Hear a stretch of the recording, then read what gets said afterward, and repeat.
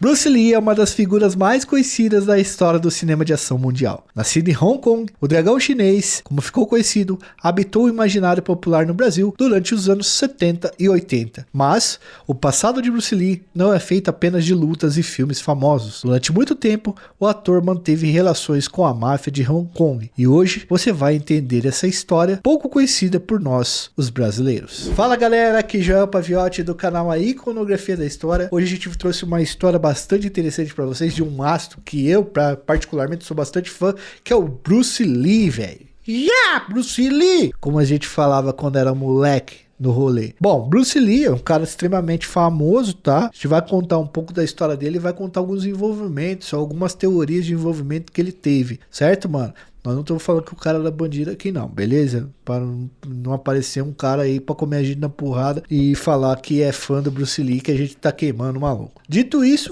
eu peço o seu like, que se inscreva no canal, ative o sininho. E Edu, por favor, querido, roda a vinheta.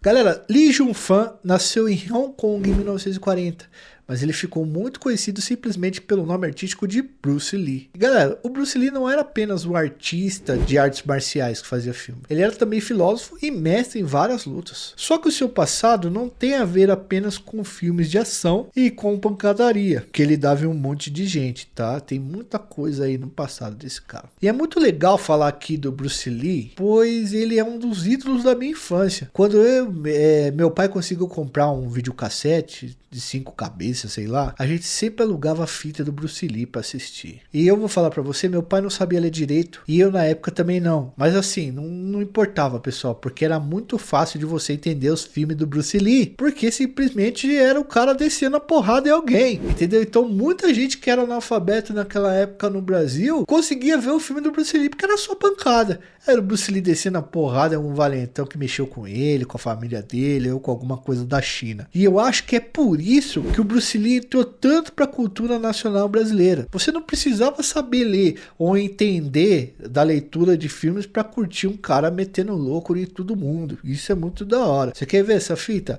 Ô Fernandão, fale para mim. Conheceu o Bruce Lee?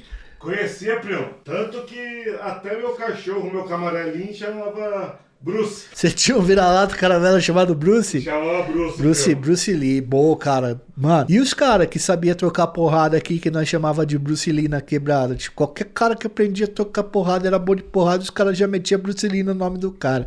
Muito louco mesmo. Aliás, é interessante que a gente tem uma camiseta do Bruce Lee na nossa loja de roupa. Não sei se vocês sabem, a gente tem uma loja de roupa. Vamos deixar o link nos comentários aí pra vocês. A gente tem camisetas do Bruce Lee lá, que vocês podem comprar, tá bom, mano? Mas vamos continuar falando do maluco. O Bruce Lee nasceu e tal, lá em Hong Kong e tal. E aí nós vamos falar de um grupo que dominava Hong Kong no período, para vocês conseguirem entender onde a gente quer chegar. Nos anos 60, em Hong Kong, um grupo mafioso comandava o submundo. O nome era Tríade. Aliás, esse grupo existe até hoje e foi formado no século XVIII. O nome Tríade, galera, vem de uma tradição chinesa de pensar que o céu, a terra e a humanidade fazem parte do mesmo organismo e da mesma origem. Mas no fim das contas, os caras é tudo criminoso, tá? Tríade é alguns nomes dados a grupos criminosos lá na China, né? E principalmente em Hong Kong, tanto na parte chinesa quanto na parte britânica. Um pouco antes de Bruce Lee se tornar o grande ator de filmes que ele era, um outro ator fazia muito sucesso em Hong Kong e na China. O nome do cara era Michael Chan Wai-man. O Michael, galera, ele era realmente um cara envolvido com a máfia. Não era só ator, ele também era envolvido com a máfia. Ele chegou a ser número 2 de um grupo da Tríade, tá bom? Pra vocês terem uma noção de quanto esse cara era poderoso e usava inclusive os filmes e as questões dos filmes e tal, a popularidade pra conseguir coisas pra máfia. E durante os anos 50,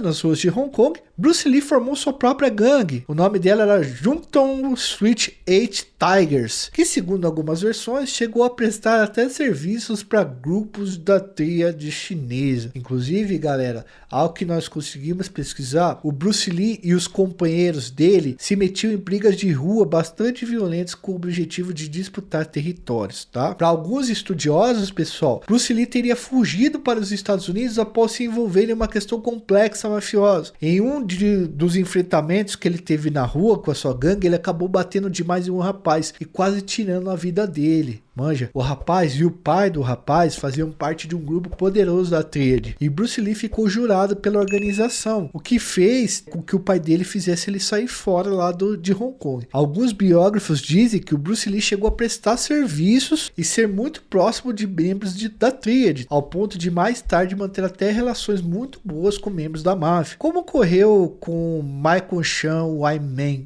o ator mais famoso antes do Bruce Lee. E aí, galera, Bruce Lee passa aqui nos Estados Unidos a fazer parte do hall dos maiores atores de artes marciais da história. Então ele foge da China, foge de Hong Kong por ter espancado o rapaz, veio para os Estados Unidos e aí ele começa a participar de filmes, tá? Inclusive Hollywood é um lugar extremamente prestigiado no cinema mundial. Bruce Lee voltou para Hong Kong depois, ao longo da sua vida na ativa, e manteve relações boas com as tríades, ao ponto de causar muito respeito nos caras. Quando Bruce Lee faleceu em 1973, lá em Hong Kong, ninguém acreditou muito como havia ocorrido. E é aí que vem uma treta, várias teorias que até hoje não foi muito bem esclarecida. Bruce Lee, pessoal, era um cara muito saudável. Um dos caras mais saudáveis que se tem notícia. Ele fazia muitos exercícios, tinha um índice de gordura corporal baixíssimo e fazia exercícios físicos todos os dias. E muitos exercícios físicos. O cara era lutador mesmo de verdade, tá? Os primeiros laudos